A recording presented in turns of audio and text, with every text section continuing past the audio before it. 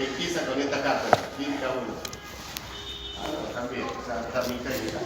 Bueno, o sea, hay la mitad que los conoce y la otra mitad que no los conoce. ¿Está bien? Yo soy el doctor Eduardo Afani, ¿sí? Yo soy el profesor asociado de la cátedra. El profesor titular es el doctor Juan Carlos Campos, que está de viaje, y el profesor adjunto es el doctor Gustavo Vázquez. ¿Está bien? Somos los tres profesores de la cátedra, yo soy el asociado, el doctor Vázquez el adjunto y el doctor Santos el titular. Hay 18 jefes de trabajo prácticos, en realidad. Les damos la bienvenida a los que son nuevos, empiezan a cursar la carrera, la materia por lejos más linda de la carrera. Sí, y es la más importante, sin ningún lugar a dudas, porque clínica médica es la que de alguna manera trata en donde confluyen todos los conceptos básicos que han venido estudiando. Han estudiado semen, han estudiado fármacos, han estudiado rayos, han estudiado anatomía patológica, ¿sí? Y entonces ahora está el paciente. Y entonces ahora hay que resolver los problemas. ¿Está bien? Y eso es la clínica. Es la materia, yo digo más linda porque es la que nos hace pensar. Siempre basado en la fisiopatología, tratar de que los diagnósticos y los tratamientos estén basados en el concepto fisiopatológico. ¿Está bueno? Eso es lo que desde la cátedra creo. Es una cátedra que la van a ver que cuando uno le pregunta a los alumnos en la evaluación que hacemos todos los años, estamos relativamente bien organizados. Yo creo que sí, que creo que lo van a disfrutar. Van a tener una gran ventaja que son nada más que 85 alumnos. No sé si vendrá lista complementaria después, pero por ahora significa que van a tener un número súper óptimo, ¿sí? Quiere decir que cada JTP va a tener 5 alumnos, o cuando muchos si llegan otros 4 van a ser 6 alumnos. Por lo cual acá van a tener la posibilidad de ver pacientes y de trabajar con los pacientes. ¿Está bien? La materia Clínica 1 tiene 3 módulos, ¿sí? Vamos a empezar por cuestión de agenda de los docentes. Empezamos con aparato respiratorio. El doctor Ramón Rojas, ¿sí? Es el encargado del módulo de patología respiratoria. Hacemos 10 prácticos y después el parcial. Después tenemos cardiología, 12 prácticos y después el parcial. Y después nefrología, ¿sí? Que son 10 prácticos y el parcial. 10 clases, perdón, y el parcial. Tienen que aprobar 2 de los 3 parciales. ¿Está bien? ¿Así? Los 3. 2 de los 3. ¿Sí? Así que... No, los 3, perdón. Perdón, lo que pasa es que cuando hacemos 4, son 3 de 4. Son 3 de 4. ¿Por qué? Porque se aprueba con el 70% de los parciales. Y entonces 2 son el 66. Así que van a tener que aprobar los 3 parciales. Y eso significa que hay recuperación de cada uno de los parciales al final del ciclo, que ahí está todo el cronograma de los parciales, de cada uno de los parciales y de la recuperación. En el segundo año, o en Clínica 2, tenemos 3 de 4, en Clínica 1 tenemos los 3. Para rotar por simulación. Todas las comisiones van a tener una rotación por simulador, por los muñecos, ¿sí? Que está re interesante, también en la devolución que nos hacen los alumnos, están re contentos de ir. Vamos a ver si pueden ir 2 veces cada comisión, ¿de acuerdo? Que eso es en la quinta. Y hay algunas comisiones que van a tener en el Hospital Padilla y alguna también en el Hospital Avellaneda. Yo sé que por ahí pareciera que es un trastorno por el tener que ir y demás. Para los que se vayan a ir, no se preocupen tanto porque van a tener la ventaja de que van a tener todo el hospital para ustedes. Algo que no pasa porque los otros 14, JTP 15, se concentran acá en el centro de salud, entonces no es tan fácil conseguir pacientes. ¿Está bien? Bueno, nada, esperamos tener un buen ánimo, de que nos vaya bien, que nos divirtamos. Sí, que apruebe la mayoría. Estamos pensando que solamente el 30% va a aprobar los 3 parciales. No va a ser así. Y lo último, cuando termine el doctor Rojas, la clase, el profesor Vázquez les va a explicar cómo entrar a la página web, que para nosotros es extremadamente importante. Extremadamente importante, porque ahí se vuelca toda la información que es de la cátedra, a pesar de que podamos decir clases pues. ¿Sí? Pero ahí se vuelca toda la información, ahí están los cambios que se van haciendo y ahí también se va a practicar con una especie de mini examen, de mini evaluaciones, ¿sí? De actividades que son semanales, que simplemente tienen que contestar. Vamos a ver si se lo puede hacer más práctico, lo que hablamos siempre con Gustavo, de alguna especie de caso como para que lo resuelva, y eso sí lo van a tener que hacer semanalmente. Pero la página web les va a explicar cómo entrar. Los que ya han cursado Clínica 2 con nosotros no van a tener problemas porque saben que funciona bien.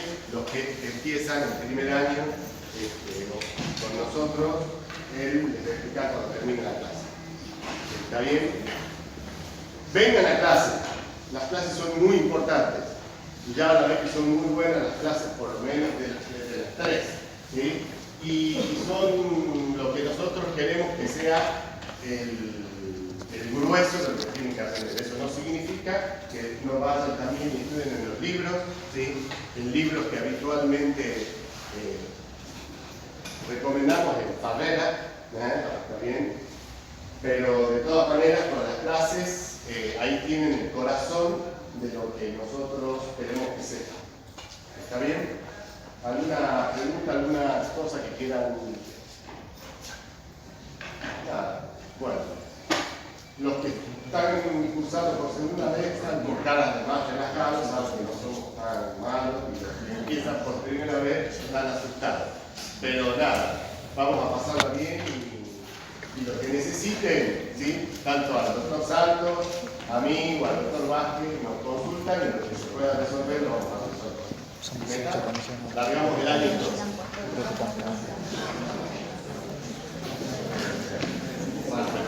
Perdón, y lo último es que mañana empezamos los prácticos.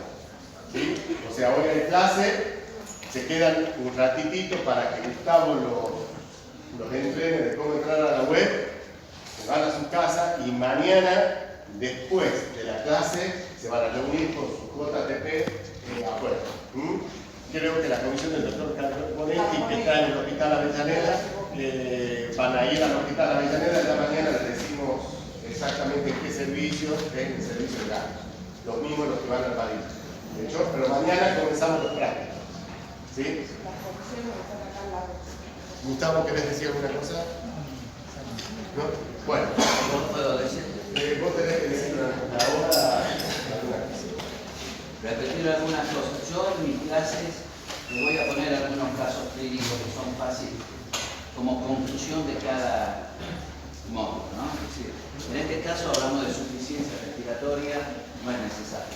Cuando hablamos de asma, de EPOC, fibrosis pulmonar, neumonía, sería bueno poner un caso clínico que sea bastante evidente y por ello le voy a dar ciertos tips, donde por ahí levanto la voz en alguna, o la tonalidad de la voz en algunos aspectos. Esto quiere decir que también vinculado tal vez algunas preguntas que puedan tener en los parciales o algo que es fundamental para el saber, ¿no? No es que yo sea traicionero de lo que hacen en la clase, pero creo que es importante. Por ahí toman detalles de cosas que no son tan importantes.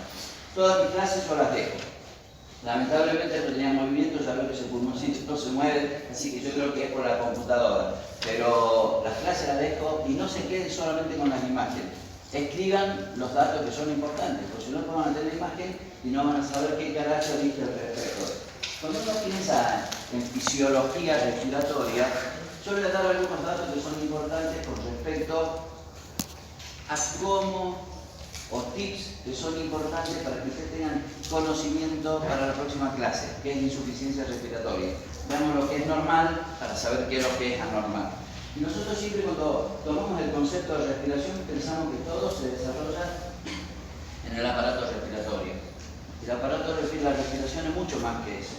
Es tomar el oxígeno al medio ambiente y después depositarlo en cada una de las células para que se realice ese intercambio gaseoso. Cuando esto no ocurre, no tenemos suficiencia respiratoria. Por eso, también es importante esta parte. Yo tengo que tener una vía aérea expedita, tengo que tener un tejido pulmonar completamente sano. Recuerden que nosotros tenemos 300 millones de alveolos en los dos pulmones, esos son 72 metros cuadrados de superficie, lo que es una cancha de tenis donde se realiza el intercambio gaseoso. Si todo eso está bien, nosotros después tenemos que tener un pasaje de oxígeno a la sangre, y en la sangre una unión a los glóbulos rojos, y esos glóbulos rojos, el número de calidad, tienen que estar bien, porque si no, ¿para qué carajo me sirve? Toda la vía aérea expedita, un tejido pulmonar está completamente sano. Si yo tengo anemia, o tengo methemoglobina, o carboximoglobina, no tengo una buena asociación del oxígeno con el glóbulo rojo. Ahora, si esto pasa, hay un tercer eslabón que es fundamental. ¿Cómo es el volumen del flujo cardíaco? ¿Qué pasa si estos dos primeros eslabones están perfectamente normal, pero desde el punto de vista funcional cardiovascular, las cosas no están bien? ¿Cómo puedo bombear esa sangre que está oxigenada y distribuirla por el resto del organismo? Es imposible. Por eso hay un rol protagónico de esto. Y por último, cuando esta sangre que está bien oxigenada, cuando estos tres primeros eslabones están correctamente funcionando, el tejido tiene que tener la capacidad suficiente para captar ese oxígeno. Y hay situaciones en que no la tiene. Por ejemplo, un trastorno metabólico, como una cetoacidosis diabética, no puede ocurrir. Intoxicaciones mercuriales, no puede ocurrir. No tienen los tejidos la capacidad de tomar el oxígeno y eliminar el dióxido de carbono. Todo esto es el mecanismo de la respiración. No obstante, nosotros nos vamos a poner más hincapié en esto, en lo que pasa en el aparato respiratorio.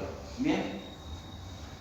Toman el aire del medio ambiente, a donde el oxígeno está al 21%, ¿también? Necesitan una presión, que es la presión atmosférica que nosotros tenemos, 760 milímetros de mercurio, al nivel del mar. Aquí estamos un poquito por debajo de ese valor, y el aire entra por un mecanismo activo. Y ese mecanismo activo se debe a la contracción de un músculo principal, como vamos a ver, que es el diafragma. Cuando el diafragma desciende, se genera una presión negativa endotorácica, y si yo tengo una presión positiva a nivel atmosférico, tengo una presión negativa, ¿para dónde no va a salir el aire? Va a entrar. Ese mecanismo es activo porque necesita una contracción muscular. Ese mecanismo lleva un segundo. Es la inspiración. Inspiro en un segundo. Pero cuando expiro, aquí ya no hay contracción de ningún músculo. Hay un tejido pulmonar, que ya vamos a ver las características que tiene, que genera lo que se llama un retroceso elástico. Tiene una tendencia espontánea y sin ningún tipo de actividad para volver a la posición normal. Y el aire sale. ¿En cuánto tiempo? En 3 segundos. Si esto no ocurriera así, yo voy a estar pensando que hay algún tipo de patología. ¿Bien? Todo esto le garantiza el intercambio gaseoso. Está dado por algo que es el driver respiratorio. Yo entro y largo el aire y estoy hablando, estoy respirando, estoy hablando. Aparentemente mi respiración en ese momento no es consciente. Entro y largo el aire y estoy hablando y pensando y viéndolo a cada uno de ustedes, metiendo un montón de funciones al mismo tiempo. Pero el drive respiratorio tiene una actividad que es automática y eso se llama centro respiratorio y toma parte del bulbo y toma parte de la protuberancia. ¿Está vinculado a la corteza cerebral? Totalmente. Ustedes pasan, ya cuando tal vez hablemos algo de tabaquismo, se van a dar cuenta que la evolución de nuestro cerebro ha tenido a través de los miles de años por lo menos 3 cambios fundamentales. Todo lo que es el desarrollo de nuestro instinto de supervivencia y nuestra inteligencia emocional, que parte en la parte mesencefálica, mete parte de la actividad conectada a lo que es el bulbo y la protuberancia. Y también conectado con todo lo que es nuestra corteza cerebral. Es decir, que nuestra respiración es consciente en la salud y puede ser consciente en la enfermedad. Cuando es consciente en la enfermedad, cuando yo estoy percibiendo mi propia respiración, eso se llama apnea. Pero cuando yo quiero meterme o sumergirme en una pileta y hacer un largo de 40 metros, no me voy a tirar así nomás, probablemente voy a hacer un acto consciente. ¿Qué voy a hacer? Meter una bocanada más de aire. Es consciente, cuando sigo un ritmo respiratorio, porque estoy haciendo una actividad física, y ustedes dicen levanto una mesa, inspiro cuando la levanto, expiro cuando la largo, lo están haciendo conscientemente. Está bien decir que tiene una percepción consciente a través de esto. Yo creo, no sé si ustedes ven muy bien los que están atrás y los invito a que vengan más adelante porque esto es muy importante. Aquí está el bulbo de la protuberancia, van a ver que tienen relaciones después con todo lo que son los nervios y fundamentalmente el nervio frénico. ¿Se acuerdan cuáles eran las nacientes tercera, cuarta y quinta cervical? Forman el nervio frénico cada uno de cada lado, ¿está bien? Y que actúan al mismo tiempo. Y eso es un movimiento de actividad neuronal. Pero nosotros tenemos dos tipos de quimiorreceptores. Quimiorreceptores sensan datos químicos, no presión, es un varoreceptor. Un quimiorreceptor sensa datos químicos y a lo que hacen a la respiración fundamentalmente sensan tres datos químicos: la cantidad de oxígeno, la cantidad de dióxido de carbono y el pH. Y eso manda al centro respiratorio una orden. Le manda una orden cada vez que se rompe el equilibrio. Es decir, cada vez que disminuye el oxígeno, aumenta el dióxido de carbono, el centro respiratorio toma conocimiento de eso y manda una señal, aumentando o disminuyendo, por ejemplo, la frecuencia respiratoria. Y esto van a ver que dentro del quimiorreceptor central, sobre todo a nivel del bulbo, sentan fundamentalmente el dióxido de carbono y el pH, la acidez. Si yo tengo acidez, se percata de esto el quimiorreceptor central y aumenta la frecuencia respiratoria para hiperventilar, elevar el dióxido de carbono fundamentalmente y mantener la homeostasis al punto de vista de lo que te digo. Van a ver que cuando ustedes tienen la presión de dióxido de carbono mayor de 80 milímetros de mercurio, le digo que el valor normal son 40 milímetros de mercurio, pero si tienen 80 milímetros de mercurio, que es altísimo, tengo que hiperventilar para elevar ese dióxido de carbono. No obstante, hay un punto a donde el centro respiratorio se deprime, y es cuando está más de 80. O cuando el pH cae por debajo de este valor. Y las respuestas son de segundos y de minutos, fundamentalmente. Quimiorreceptor central, si alguien le llega a preguntar, fundamentalmente sensa dos cosas: el aumento del dióxido de carbono y la disminución del pH, es decir, la acidosis y el hipercambio. ¿Está claro? Pero hay otro quimiorreceptor que es periférico, que ustedes van a ver que está montado aquí sobre la carótida, y se llama cuerpo carotídeo. ¿También? El seno carotídeo es varoreceptor. El cuerpo carotídeo es quimiorreceptor. Y aquí sensa fundamentalmente la presión parcial de oxígeno. Es decir, cada vez que yo tenga hipoxemia, falta un estímulo al centro respiratorio para que aumente la frecuencia respiratoria y yo corrija esa hipoxemia. Y en menor grado, la hipercamia y la acidosis. Entonces yo diría, quimiorreceptor periférico, que sensa sobre todo la presión parcial de oxígeno, la hipoxemia. ¿Está claro? Y fíjense que hay un valor fundamentalmente a donde sensa más, y es menos de 60 milímetros de mercurio. Y lo vamos a ver durante buena parte de esta charla, y cuando hablemos de insuficiencia respiratoria vamos a entender por qué tenemos grandes cambios en nuestro patrón respiratorio cada vez que la presión parcial de oxígeno en sangre arterial esté por debajo de 60 milímetros de mercurio. Fijemos ese dato. Si ustedes me dicen, si tiene que elegir, doctor, entre los dos quimiorreceptores, el periférico y el central, ¿cuál es el que tiene más tendencia dentro de lo que es la fisiología respiratoria y mantener la homeostasis del oxígeno y del dióxido de carbono? El periférico. ¿Está claro? Esto es un poco lo que yo ya les expliqué. Ustedes tienen, nosotros dos movimientos, movimiento respiratorio, ven qué pasó con el diafragma, desciende, se aplana, genera una presión negativa endotorácica, no tan solo permite la entrada de aire, sino también el retorno venoso al corazón. ¿Está claro? Y ese movimiento que parece como diaplanamiento y después recuperación en la expiración. En la expiración, ¿depende del diafragma o depende del tejido pulmonar? ¿Qué le dije? Retroceso elástico, solamente del tejido pulmonar. El mecanismo activo solamente para la inspiración, descenso del diafragma. La expiración es un mecanismo pasivo que depende fundamentalmente del retroceso elástico dado por el tejido pulmonar, el parénquima pulmonar. Es decir, cuando tengamos una lesión del parénquima pulmonar, el parénquima pulmonar pierda la elasticidad, va a disminuir el retroceso elástico cuando tiene un problema para sacar el aire. ¿Bien? Recordemos esto, por ahí, de anatomía algo se acuerdan, pero nosotros vemos que desde la laringe y la tráquea, estos que siguen los dos grandes bronquios fuentes, tienen divisiones dicotómicas. Cada bronquio se divide en dos y ustedes llegan hasta 23 divisiones, a donde llegan todos a nivel alveolar. Pero recuerden, hay un punto, el número 16, a donde termina la parte ventilatoria, de traslado solamente del aire, la entrada y la salida de aire. Más allá de eso, ya interviene el proceso de intercambio gaseoso, es decir, que son bronquiolos respiratorios, sacos alveolares y alvéolos. Entonces, la primera parte es de conducción y la otra de intercambio gaseoso.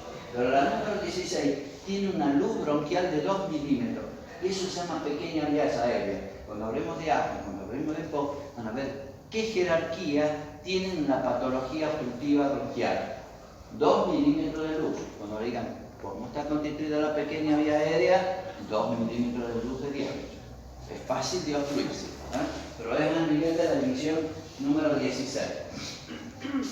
Y los bronquios pueden obstruirse, por supuesto, es decir, que desde el punto de vista fisiopatológico yo puedo tener cambios en la estructura bronquial.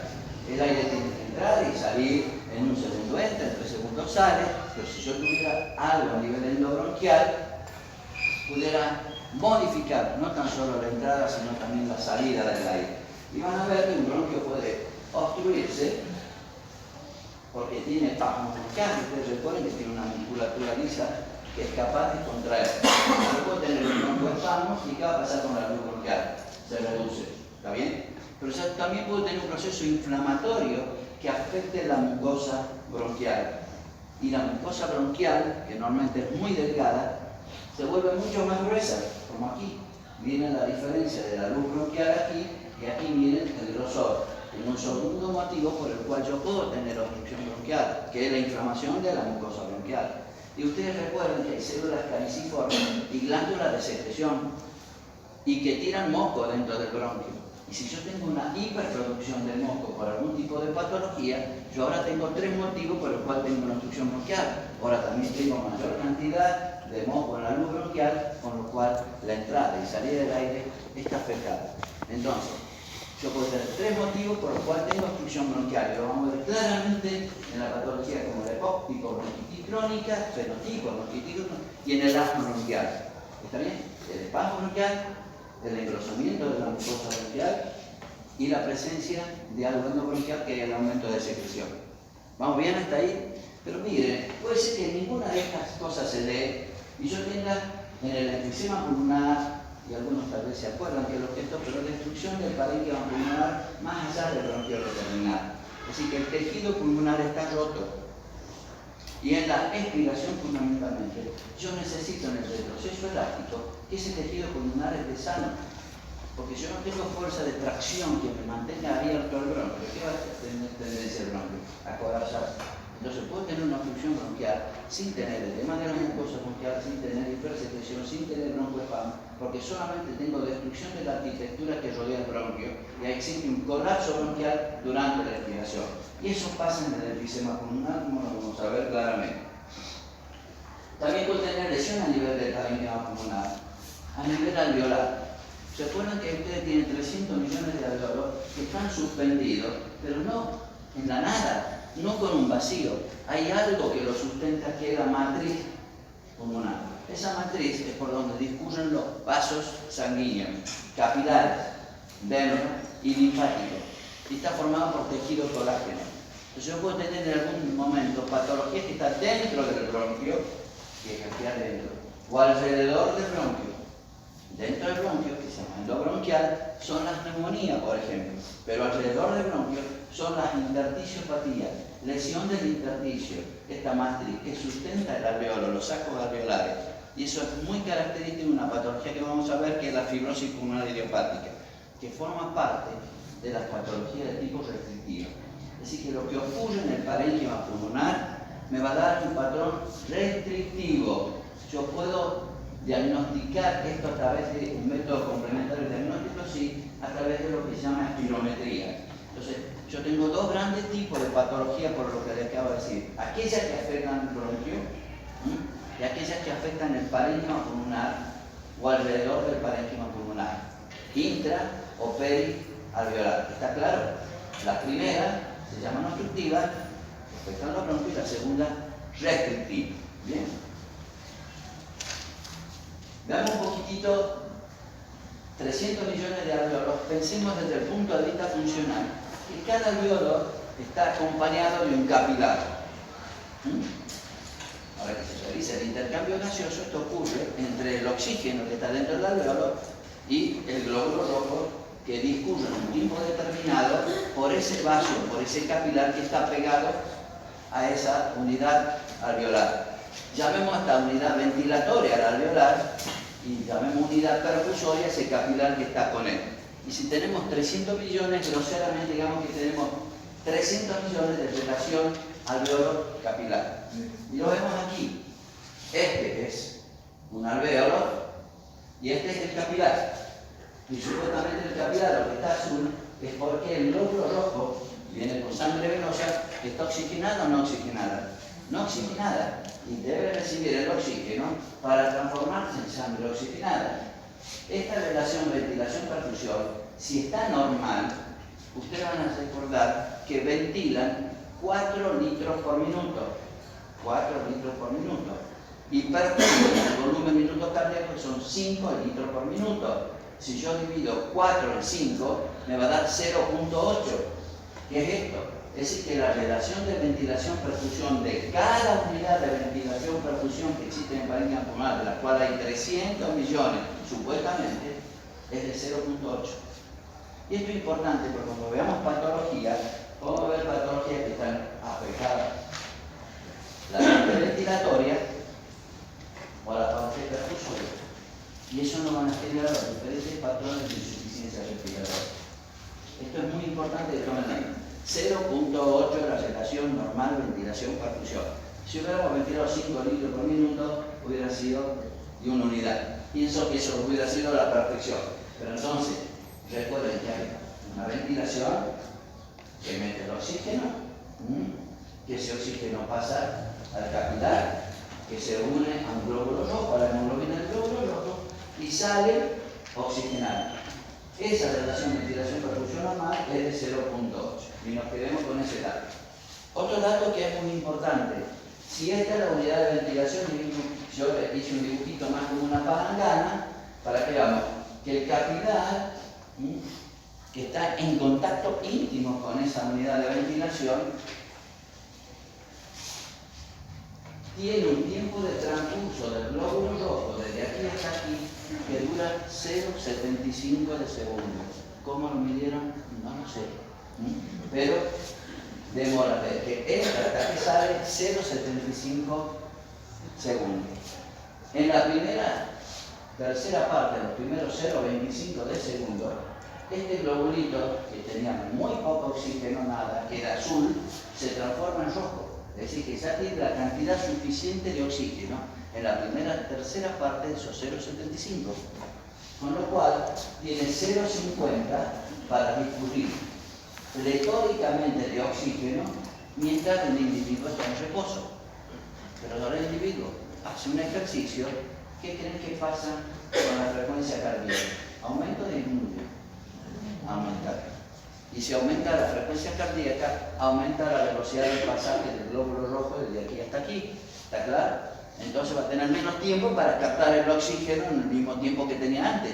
Entonces ya ahora no le basta la tercera parte, es decir, 0,25 segundos, sino tiene que apelar a los 0,75 segundos. ¿Está claro? Pero lo consigue. Por más que haga un esfuerzo submáximo o máximo, esos 0,75 le alcanza para oxigenarse completamente. En reposo me bastan 0,25, me sobra el 0,50, en ejercicio apego esos 0,50, entonces necesito de los 0,75 segundos. Ya vamos tomando conocimiento de cualquier patología que afecte el tejido pulmonar, la interfaz alveolo-capilar, no va a permitir el pasaje rápido del oxígeno y no me van a bastar los 0,75 para oxigenar completamente, y sobre todo cuando hay ejercicio. Y vamos a ver que esas patologías son las patologías intersticiales, huele edema pulmón. ¿Está bien? Algo que está en el tejido que circunda el alveolo. es engrosado y el tiempo de pasaje del oxígeno del alveolo al capilar es mucho mayor y la velocidad del capilar sigue manteniéndose, no me alcanza para oxigenar bien, que es una de las causas de hipoxemia. Ya lo vamos a ver, pero recuerden, esto es 0,75. Y usted lo ven claramente aquí, en 0,25 ustedes ya casi han conseguido la saturación total. Recuerden, ¿se acuerdan de la curva de disociación de la oximoglobina? Ustedes tienen una presión determinada de oxígeno a nivel arterial, que pongámosle son 100 milímetros de mercurio, que lo normal tiene 97% de saturación. Y ven que ya lo consiguieron aquí al 97%. Es decir, tienen 0,50, como yo siempre digo, para que el globo rojo con un anteojo oscuro se pueda haciendo la plancha tranquilamente porque no tienen ningún problema. Hasta que surge una patología. Esto es lo que ustedes ven. Lo que necesito en reposo, lo que necesito en ejercicio, lo que necesito en reposo, lo que necesito en ejercicio. ¿Está claro? Y esto un poquitito para recordarle la curva de la disociación de la oximoglobina. Y usted se da cuenta, la presión parcial de oxígeno no oxigenada, que es la venosa, es de 40 milímetros de mercurio y solamente consigue un 75% de saturación de la hemoglobina. Pero miren, a 100 milímetros de mercurio en la presión alveolar yo consigo un 97% de saturación. Así que el fin último, en cierta forma, de lo que es en la parte pulmonar de la oxigenación de la sangre está dado por la saturación de la hemoglobina. Si la hemoglobina está saturando al 97%, estamos perfectamente bien. Pero miren un detalle. ¿Se acuerdan que hablamos que el quimioreceptor respondía a cuántos milímetros de mercurio? 60 milímetros de mercurio. ¿Se acuerdan que sobre todo cuando la presión parcial de oxígeno en sangre arterial bajaba por debajo de 60 milímetros de mercurio, mandamos un estímulo, el quimioreceptor periférico al centro respiratorio para que hiperventile, para que haga algo, para que compense? Vean este dato, 60 milímetros de mercurio, ¿cuánto es de saturación? 90. Y miren desde aquí para aquí, de 90 a 97, de 60 a 100, qué poco ha cambiado la saturación, solamente un 7%. Pero miren desde aquí para aquí, la pendiente por la curva de disociación de oximoglobina, una pendiente en caída. Entonces, pequeños cambios por debajo de 90 producen un gran cambio, ¿no es cierto?, en la saturación de oxígeno. Pero grandes cambios, desde aquí hasta aquí, no producen grandes cambios en la saturación del hemoglobina. Por eso el punto crucial son 60 milímetros de mercurio. Con 60 milímetros de mercurio por debajo, yo voy a necesitar que un paciente tenga oxigenoterapia. ¿Está claro? Necesito oxigenoterapia. Es un dato fundamental, marcador de un paciente que por ahí entra en una unidad de terapia intensiva y necesita recibir oxígeno o necesita ser intubado y ventilado. 60 milímetros de mercurio. Es el diagnóstico de hipoxemia. Por debajo de ese valor es insuficiencia respiratoria. Entonces, recordemos que con 60 milímetros de mercurio el quimioreceptor actúa a lo máximo. ¿Está claro? Recordemos que 60 milímetros de mercurio es un marcador que va a disponer para mí si es un paciente le tengo que dar oxígeno o no darle oxígeno. Que pequeños cambios por debajo de 60 milímetros de mercurio producen un gran cambio en la saturación de la hemoglobina. Pero después, grandes cambios por arriba de eso no producen tanto. Por eso es tu punto de inflexión. Por debajo del 90% de saturación, que es lo mismo que 60 milímetros de mercurio, yo voy a necesitar cambios fundamentales para compensar un trastorno fisiopatológico, cualquiera que sea la causa que me produzca esto. Primero, hay vasoconstricción pulmonar y tengo hipertensión pulmonar, gravísimo, claudicación derecha. También por debajo de 60 milímetros de mercurio, 90%, digo 60 milímetros de mercurio porque ustedes tienen que sacar sangre de una arteria y mandar a analizar. Pero muchas veces ponen un oxímetro y si le dan 90%, que es mucho más fácil, estoy concluyendo en lo mismo. Por debajo de una saturación de 90%, ¿qué pasa? El centro respiratorio capta que hay poco oxígeno. Y una de las medidas de compensar, cuando la sangre pasa por la mácula densa, ¿se acuerdan? ¿Dónde está? La mácula densa, ¿se acuerdan? renal, ¿se acuerdan? Bueno, ¿qué hay allí? Una captación de cierta forma de la cantidad de oxígeno y la colaboración que tiene la mácula densa es liberar eritropoyetina. Y al liberar el eritropoyetina aumenta la cantidad de glóbulos rojos y es la manera de colaborar con la hipoxemia. ¿Cómo puedo colaborar yo? Bueno, pongo más glóbulos rojos en circulación para que se oxigenen más y así estoy tratando de ayudar. Que muchas veces embarran la cancha y vale el término porque vuelven la sangre muy viscosa y eso muchas veces causa de trombosis venosa profunda y probablemente embolia de pulmón, porque hacen eritrocitosis, porque hacen poliglobulia. ¿Está bien? Uno le puede preguntar al examen, ¿cuál es la presión parcial de oxígeno de saturación que es clave para tomar una medida terapéutica y por qué? 60 milímetros de mercurio, saturación del 90%. ¿Por qué? Porque debajo de eso, doctor, aumenta la presión de la arteria pulmonar, tengo hipertensión pulmonar, tengo claudicación cardíaca derecha y porque también tengo, ¿no es cierto?, aumento de la cantidad de glóbulos rojos, lo cual puede aumentar la viscosidad de la sangre y puedo llegar a tener trombosis venosa profunda, puedo tener embolia de pulmón. ¿Perfecto? Y porque aparte es el sensador fundamental para que este quimioreceptor periférico le dé una señal al centro respiratorio para que aumente la frecuencia respiratoria. Y esto es lo que le acabo de decir. Miren, estamos 60 milímetros y miren un cambio aquí, en la zona ya plana de la curva de la disociación de la oxihemoglobina, que cambio de 15 milímetros de mercurio no produce nada de cambio en la saturación, pero miren de aquí para abajo, un cambio de 15 milímetros, miren el cambio que han producido de saturación, entre un 15 y un 16%. Punto clave, 60 milímetros de mercurio, o lo que es lo mismo, 90% de saturación. Como lo repetí un montón de veces aquí, por algo de ser. Hay una formulita que me gustaría dejarle.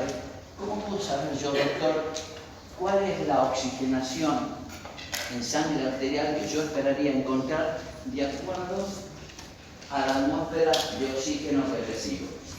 Estoy respirando aire ambiente, tengo 21% de oxígeno, pongámosle 20%. Multipliquenón siempre por 5. 5 es el valor de captación que tiene la hemoglobina por 2 vida media. 5 es un valor que está siempre fijo. Entonces, si yo multiplico el 20% de oxígeno por 5, ¿cuánto nos da? 100 milímetros de mercurio, que es lo que yo debería tener en sangre arterial.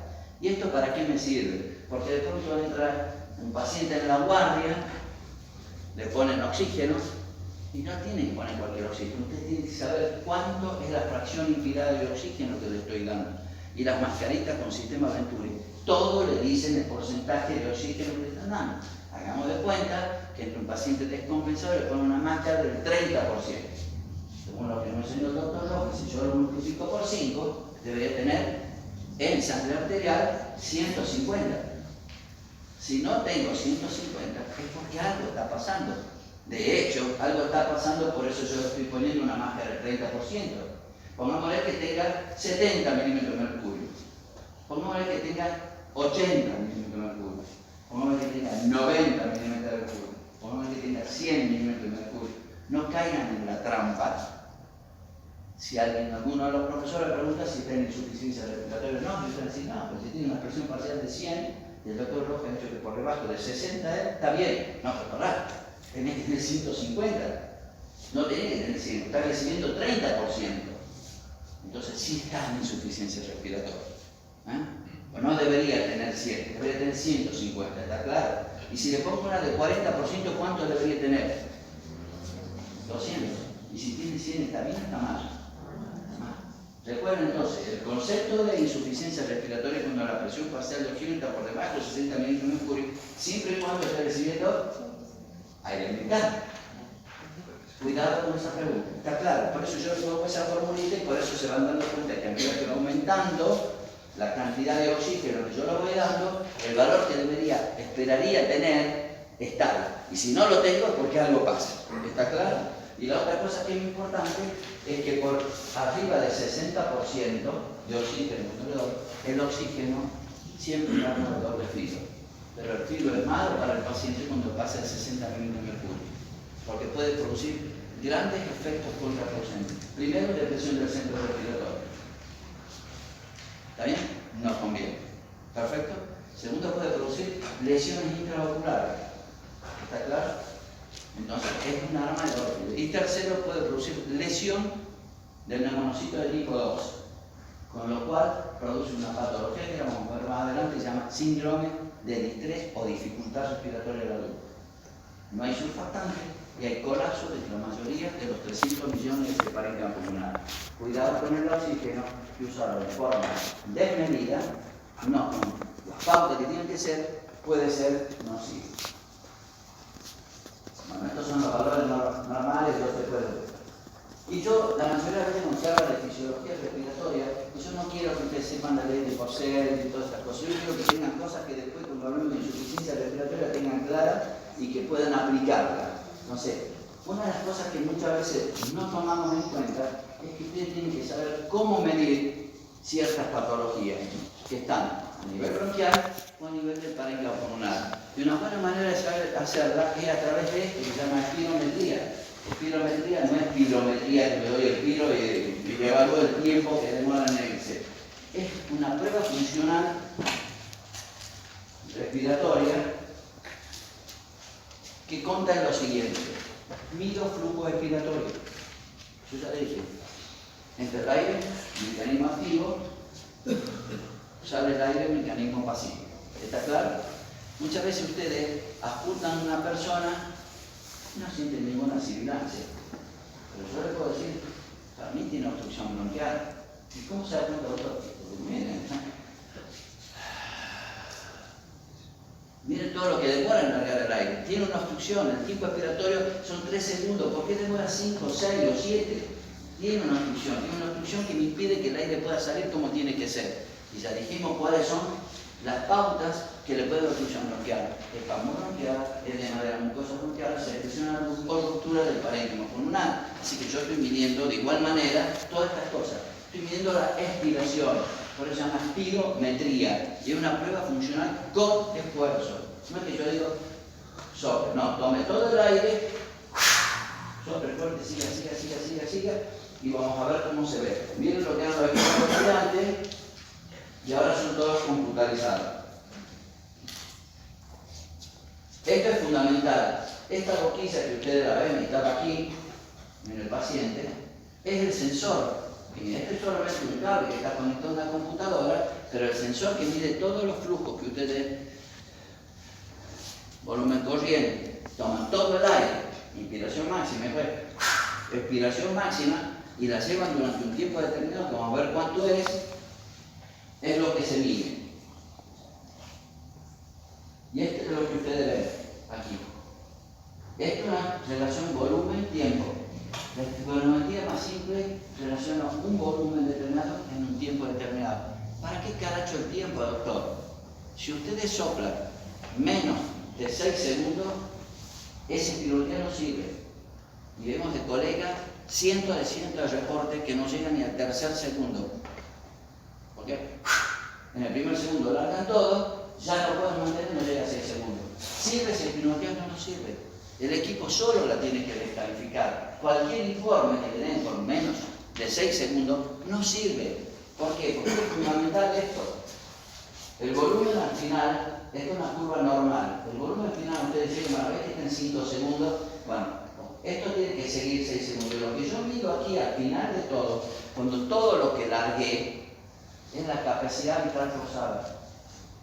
Y eso lo mido al final de los 6 segundos, o si no, cuando la curva ya hizo un plató. La curva puede largar y sigue subiendo, y cuando llega a 6 segundos se corta aquí. Pero yo puedo largar una curva que hace así, ya hace el plató aquí, y sigue derecho, ya no necesito, porque ya hizo el plató.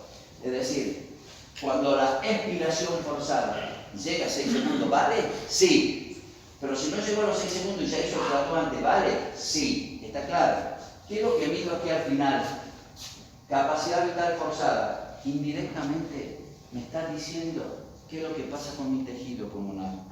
Indirectamente, la capacidad vital forzada me está diciendo qué pasa con mi tejido pulmonar. Y claramente cuando baje dentro del valor estándar normal, que ya lo voy a explicar, la capacidad vital forzada, yo tengo una patología restrictiva. Como ya tenemos un dato, yo ya sé que tengo que soplar para que sea buena la espirometría, 6 segundos hasta que llegue el plató, el valor final que me da de volumen en el el tiempo ese de 6 segundos cuando llegó al plató, se llama capacidad vital forzada. Y toda vez que esta capacidad vital forzada esté disminuida por debajo de un valor que es considerado como normal, yo probablemente tengo una patología restrictiva. Perfecto. Ahora también me fijo qué es lo que pasa en el primer segundo. ¿Cuánto es el volumen que yo largué en el primer segundo? ¿Está claro? Y eso se llama VEPS 1, volumen expiratorio forzado en el primer segundo. Por esto van a ver como FIB1F, E sub 1, que son las siglas en inglés, o FBC, que son las siglas en inglés de la capacidad vital forzada. Yo los datos que le pongo en nuestro idioma, como tiene que ser. ¿Bien? Como si vos vas a presentar un trabajo que puede ganar un premio, pero debe presentar en inglés.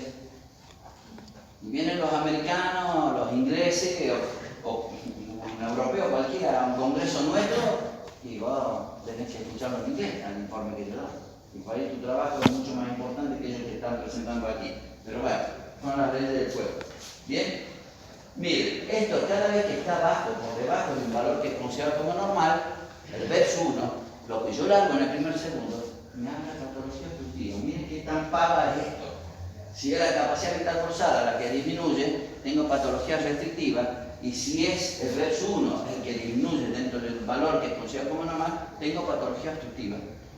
Pero también puedo tener patologías que afecten el tejido y el bronquio. ¿Está claro? Puedo tener un asmático que tiene un derrame pleural. Puedo tener un asmático que tiene semejante tamaño y un tapón mucoso que me obstruyó un bronquio y es una atelectasia. La atelectasia es restrictivo, el asma con el espasmo bronquial es obstructivo. Así que yo puedo tener patología restrictiva, obstructiva o mixta. ¿Está claro? ¿Qué patrón me afecta para orientarme a que esto puede ser restrictivo? El VEPS 1 la capacidad vital forzada. Perfecto. ¿Y lo obstructivo? El VEPS 1. ¿Está bien? Ahora, cada vez que yo tengo una obstrucción bronquial, vamos a ver la linita esta amarilla, ¿la ven? Se dan cuenta que si yo tengo una obstrucción bronquial en expiración, ¿el aire va a salir fácil o se va a demorar? Se tiene que demorar. Miren, si tengo una obstrucción, estoy soplando sobre una obstrucción, tengo que hacer mayor esfuerzo para que pueda salir el aire. No es que el aire sale rápido. Le cuesta salir, si cuesta salir es lo que ustedes ven aquí, le cuesta salir, aquí salió ¡pum! Rápido en el primer segundo y después hizo el plato, le cuesta salir hasta que llega a la capacidad vital. Y van a ver que por más que sea una curva peticita, el valor de mayor caída es el VEPS 1, ¿lo ven? En amarillo. Cada vez que tengan una obstrucción bronquial, una espirometría, sí o sí ustedes le tienen que hacer una prueba con broncodilatador. Agarro salbutamol, que es el broncodilatador más común, le doy 4 disparos, no en la cabeza, que haga un tiempo determinado, y a los 15-20 minutos lo llamo de nuevo al paciente que vuelva a soplar. ¿Qué es lo que quiero ver yo? Si esa obstrucción bronquial en el pre-broncodilatador se modifica en el post-broncodilatador. ¿Está bien? Entonces, 4 disparos de salbutamol. Cada disparo de salbutamol tiene 100 microgramos, son 400 que le doy, espero entre 15 a 30 minutos y lo vuelvo a hacer soplar al paciente. Y miren lo que hizo este paciente, sopló la roja, mejoró esto. Después vamos a ver cuál es el valor que yo considero como que tiene respuesta broncodilatatoria y cuál es el valor que no tiene respuesta. O sea, esto no lo hago una patología restrictiva. Si yo veo que no hay obstrucción bronquial, no le doy el broncodilatador. Y recuerden una cosa, post-broncodilatador es fundamental para definir el EPOC. El EPOC es una enfermedad, yo le voy a dar esa clase, y van a ver, yo voy a decir, esto puede tener pico de pato, pluma de pato, cola de pato, pato de pato, y no va a ser un pato. Es decir, tos se pectora todos los días, le sirve el pecho, pero si en la espirometría hay un valor que no le da por debajo del 70%, no es EPOC. Es decir, que la definición de EPOC es una prueba objetiva que a través de la espirometría. ¿Está bien? Veamos esto. Este cuadrito ustedes se lo quedan, pero lo veamos lentamente. El patrón puede ser normal.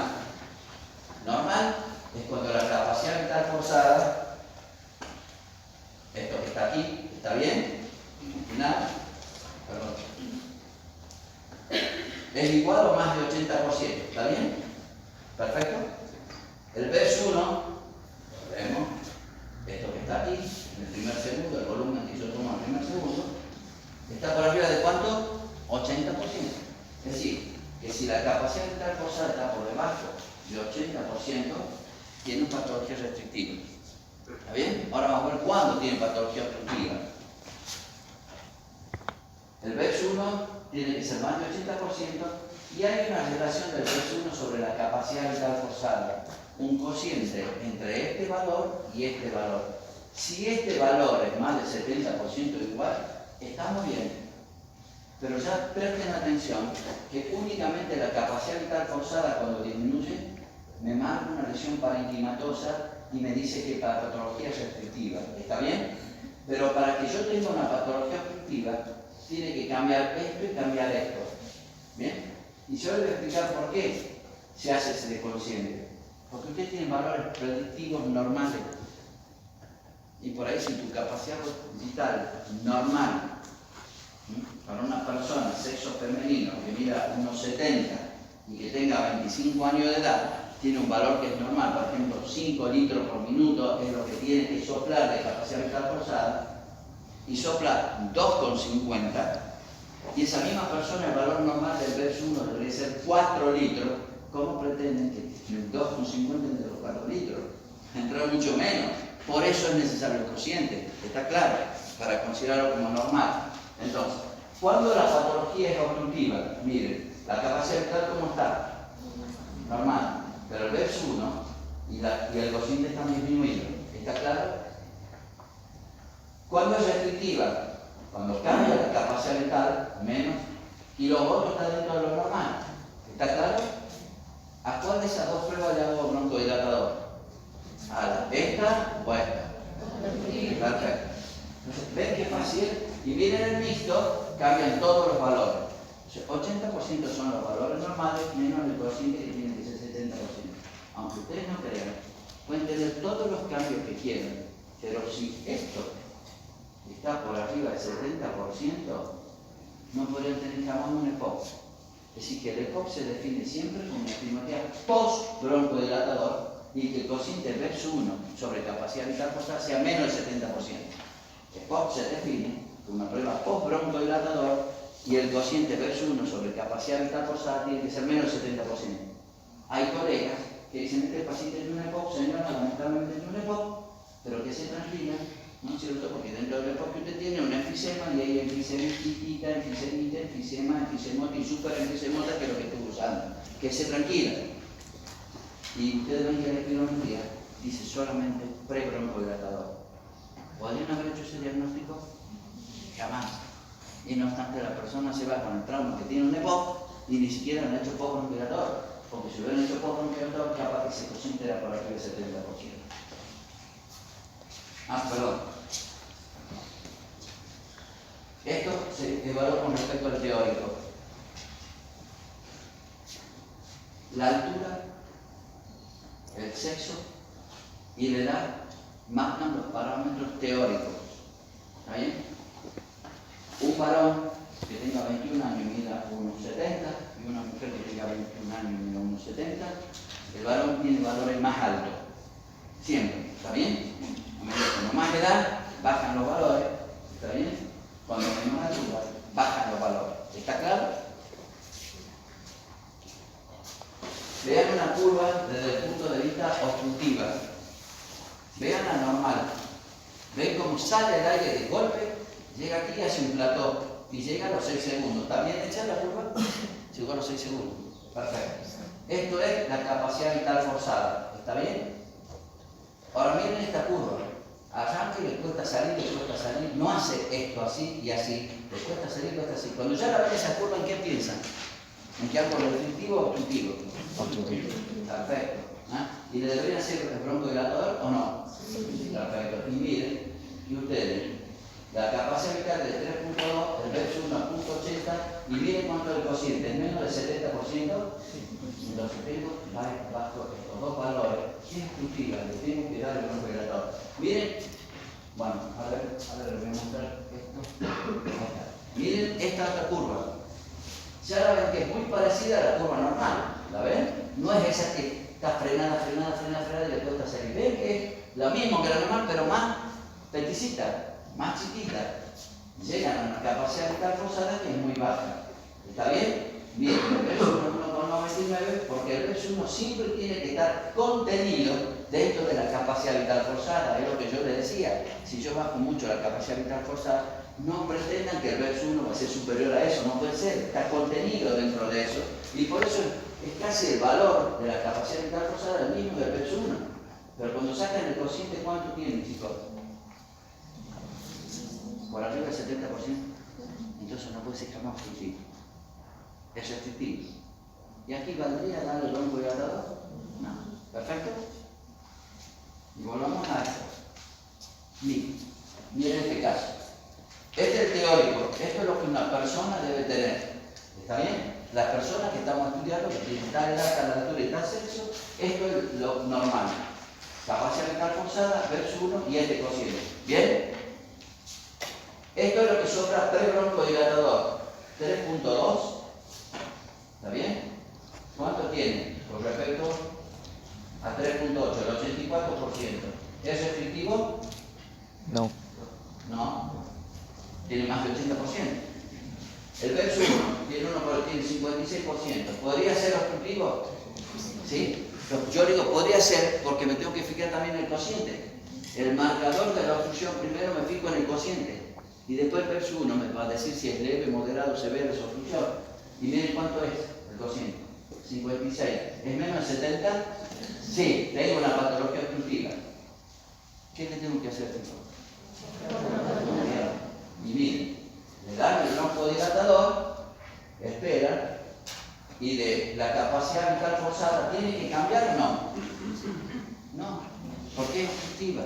Lo que tiene que cambiar es el valor obstructivo, no va a medir lo que pase para y por eso prácticamente no cambia, se va de 84 a 86, sigue normal. Pero veamos esto, de 56, perdón, de 1.8 se va a 2.4, de 56 pasa a 81, ¿se normalizó? Sí, la mejoría es del 33%. ¿Y hay más de 200 mililitros entre 2.4 y 1.8?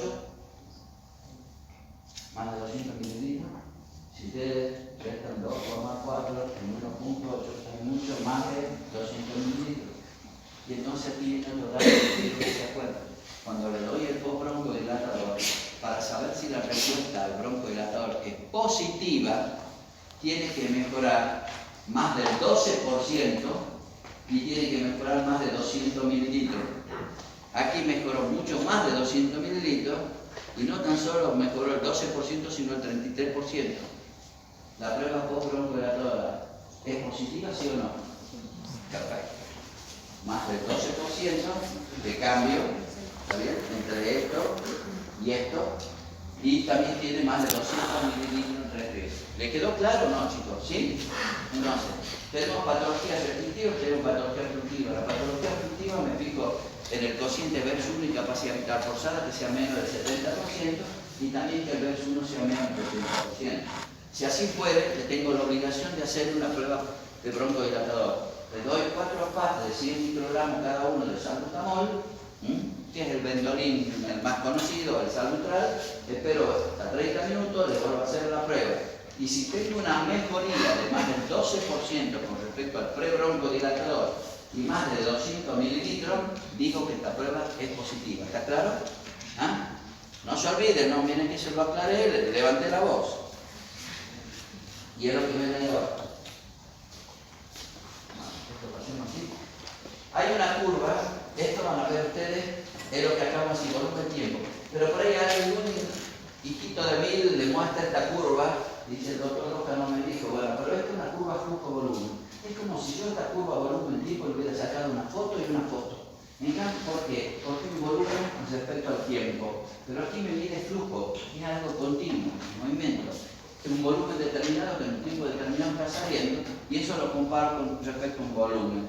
Y la curva va a tener una espiga que está por arriba de esta línea, esto es expiratorio y esto es inspiratorio. Y es bueno porque por ahí esto tiene una afectación de vía aérea superior y lo que se afecta es la curva inspiratoria. Pero van a ver ustedes también que tiene una curva que está acabada, el asma, cuando le dan el broncodilatador mejora con respecto a lo normal. Que es lo mismo que en esto.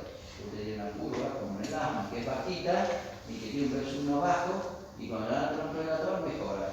Pero yo mirando la curva no puedo saber si ha mejorado más del 12% y 200 mililitros. Necesito los valores para sacar. Y van a ver que cuando vean estos dibujitos, esta es la curva normal. Cuando vean una curva que está así como cavada, ¿la ven? Como convexa hacia afuera, yo ya me doy cuenta rápidamente que es obstructiva. Y cuando está así, es muy obstructiva. Y esto se llama el hachazo, como si fuera un golpe de hacha. Y eso lo ven claramente en el enfisema pulmonar, en el EPOC con enfisema pulmonar. Esto yo puedo decir que es asmático. Y le doy una prueba broncodilatador y veo. Pero esta, casi seguro que es de tipo EPOC, tipo enfisema pulmonar. En cambio, la restrictiva van a ver que el volumen, que es esto, desde aquí hasta aquí, es lo que reduce. Miren el volumen de aquí hasta aquí. No importa la altura. Esto que parece un pico, pero que la base es muy chiquitita, son los patrones restrictivos. Y aquí lo ven. Esto es lo normal, ¿ven? Esto ya es como obstrucción, ven que está medio cavadita. Esto es muy típico de la patología obstructiva crónica. Y en cambio en esta, que es así alta, pero que esto disminuye, es la patología restrictiva. Esto es para que ustedes sepan. Si a mí una espirometría que mide volumen-tiempo me puede dar un valor de tipo restrictivo, por eso yo no le hablo como que es restrictivo absoluto, de tipo restrictivo porque disminuye la capacidad vital forzada, yo tengo la obligación de medir los volúmenes pulmonares. Y la medición del volumen pulmonar se hace en cabinas como esta. Después ustedes saben, nosotros tenemos el Centro de Investigaciones Respiratorias aquí a la vuelta, a la Balcarce 874, ya les dijimos a todos los jefes de trabajo prácticos que pueden ir en grupo de 2 y vemos, le vamos a mostrar cómo se hacen las espirometrías con los equipos con computadora y esto que es una pletismografía o medición de volúmenes pulmonares. Esto es lo que ustedes les enseñaron, ¿se acuerdan? Los volúmenes. Una persona respira en el arcadillo y eso se llama volumen corriente. Y eso tiene 500 mililitros. Respiro. Pero recuerden que ustedes también tienen, para subir eso, que la capacidad inspiratoria. Yo puedo hacer, pero también puedo hacer, largo todo. Pero a pesar que largue todo, nunca voy a colapsar los alveolos, porque me queda que el volumen residual. Y esto es muy importante, porque imagínense ahora, me veo una réplica de un paciente que tiene un enfisema pulmonar, que tiene una obstrucción bronquial porque tiene rostro de paresa pulmonar. Quiere decir, cuando viene el retroceso elástico, no hay nada que me mantenga un poco abierto el bronquio. En el estudio de paresa pulmonar, cuando hay retroceso elástico, el bronquio tiende a cerrarse casi completamente. Entonces imagínense, tomo el aire, entra el aire y cuando quiere salir, no puede salir. No me sale. ¿Qué queda? El volumen corriente más grande. Vuelvo a respirar de nuevo. Otro volumen corriente más queda. Y cada vez el volumen corriente va aumentando. Sigo tratando de respirar un volumen, perdón, el volumen residual sigue aumentando. Y el volumen corriente lo trato de mantener en 500 mililitros. ¿Pero qué voy perdiendo? La capacidad inspiratoria. Entonces yo cada vez estoy más inflado, porque tengo más volumen residual, sigo manteniendo el volumen corriente y mi capacidad inspiratoria disminuye. Por eso la percepción que tienen estos pacientes es que no pueden meter aire. Y peor cuando hacen un ejercicio, porque camino, hago un ejercicio, aumento la frecuencia respiratoria, meto el aire y no puedo largar, meto el aire y no lo puedo largar cada vez más rápido con el ejercicio. El volumen residual que tengo más atrapamiento aéreo y mi capacidad inspiratoria disminuye tanto que respiro cerca del techo, ahí pobrecito, no puedo ni respirar. Entonces, la ventaja que tienen los broncodilatadores es que al abrir el bronquio permite que todo ese aire que está embolsado, atrapado, salga, con lo cual mi capacidad inspiratoria aumenta. Por eso, el asmático va a decir, tengo dificultad para alargar el aire. El que tiene enfisema pulmonar va a decir, tengo dificultad para meter el aire, doctor, porque mi capacidad inspiratoria disminuyó por esto. Y esto es lo que ustedes ven aquí. Esto es lo normal, de todos los volúmenes. Fíjense solamente yo he puesto el volumen residual, el volumen corriente, que está se llama tidal volume, que es volumen tidal, pero es volumen corriente, lo que está aquí. Y esto es la capacidad inspiratoria, el volumen de reserva inspiratoria que yo tengo. Para ver que el que está restrictivo todo es más peticito, pero se conserva porque disminuyó mi capacidad pulmonar total porque tengo problemas de tejido pulmonar. Pero miren en el obstructivo, ventilo, ¿y qué pasa con el volumen corriente? Se aumenta. Trato de mantener, pero miren qué pasó con la capacidad del volumen de reserva inspiratoria. Disminuye, lo que yo les acabo de explicar. Tienen problemas para meter el aire. Cuando veamos el poco vamos a ver mejor eso. Entonces, ejercicio. Yo sé que muchos datos, de pronto por esto vamos a repetir. Yo lo que quiero que sepan que hay patologías restrictivas, obstructivas, pero obstructivas le doy el broncodilator y veo si tiene respuesta o no. Entonces vamos a hacer un pequeño ejercicio. El volumen, la capacidad vital forzada, aquí está en inglés. Es normal. ¿Está bien? ¿Perfecto? El verso 1, el volumen respiratorio forzado en primer segundo, está disminuido. Y el cociente verso 1 sobre capacidad vital forzada está disminuido. ¿Qué patología es esta?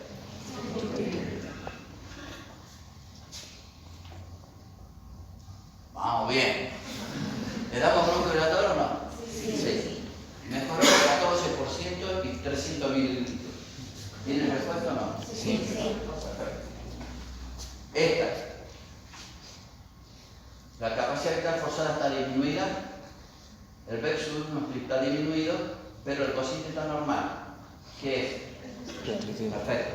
Recuerden no seguir de esto, porque por eso yo te digo, cuando van a ver la patología obstructiva, fíjense en el cociente primero y después el verso 1, porque si no ustedes ven esto solo, van a decir, tiene también obstructivo. El doctor Roca me ha dicho que el verso 1 cuando va en el contexto de cómo está la capacidad vital forzada. Por eso, si está normal, entonces es restrictivo. Y si están las tres disminuidas, creo que eso es. ¿Qué hora tenemos? Estamos bien, ¿no? Bueno, chicos, que le quede como concepto esto. Cuando veamos insuficiencia respiratoria mañana, vamos a hablar mucho de la relación, ¿no es cierto?, del volumen con la perfusión, de lo que llaman cociente de PQ. Vamos a hablar que hay patologías que alteran la ventilación, ya me doy cuenta que una patología obstructiva me altera la ventilación. Se van a dar cuenta también que cualquier cosa que colapse el alveolo me va a dar también una patología que tiene trastorno de la ventilación, pero hay patologías que tienen trastorno de la perfusión. Por ejemplo, si usted tiene una embolia de pulmón, tiene una obstrucción vascular, el denominador Q, que es de perfusión lateral. Y en el cuerpo a eso, a los patrones de respiración, ventilación, perfusión y de difusión, vamos a sacar todas las patologías respiratorias de los que después al final de eso, se le da un cuadrito a donde ustedes van a decir, bueno, si tengo esta patología, seguro que tengo estas 5 causas, si tengo estas 5 causas, el tratamiento son estas cosas. Entonces, la idea es que cuando mañana hablemos de insuficiencia respiratoria como concepto que es una presión parcial de oxígeno por debajo de 60 milímetros de mercurio, lo que es lo mismo que una saturación de 90%, cuando tomemos ese concepto se van a dar cuenta que definimos a la insuficiencia respiratoria no por síntomas. Por una persona que está ventilando, hiperventilante, usted dice, falta de aire, sí, estoy ventilando, doctor, que va a falta de aire. Y le saco gases en sangre, le mido la saturación está por arriba del 90% y los gases en sangre están por arriba del 60 milímetros. ¿Por qué? Porque estoy hiperventilando. No tengo hipoxemia, por eso no tengo insuficiencia respiratoria, pero seguro que tengo dificultad respiratoria. La dificultad respiratoria es la evidencia sintomática de una persona que tiene percepción de su propia respiración. Por eso se llama disnea. ¿Está bien? Entonces, puedo tener evidencia clínica que me hace sospechar que tiene una insuficiencia respiratoria, pero como vean los datos objetivos de la presión parcial de oxígeno, de gases, de sangre arterial, el valor no me da. Por eso se define con un dato objetivo. Ustedes, insuficiencia cardíaca, ven los cardiólogos, está bien. A ver, doctor, caminaba 200 metros hace 2 días y me faltaba el aire.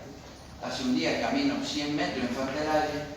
Y ahora estoy sentado en la cama que no puedo respirar, sobre todo a la noche, porque si me acuesto no puedo respirar.